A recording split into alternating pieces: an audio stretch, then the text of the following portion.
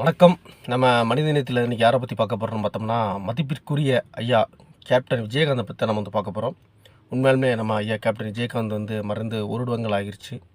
அந்த அவர் என்னென்ன நல்ல விஷயங்கள் செஞ்சாருன்னு பார்த்தோம்னா, ஒட்டுமொத்த தமிழ் திரையுலகம் கடனில் இருக்கும்போது அவர் அந்த கடனை அடைச்சார். உண்மையிலே அது ஒரு பெரிய விஷயம். அதே மாதிரி சக நடிகர்கள் கஷ்டப்படும்போது அவங்களுக்கு உண்டான நிவாரணத்தை இவர் தன்னுடைய சொந்த செலவாக எடுத்து கொடுத்துருக்காரு.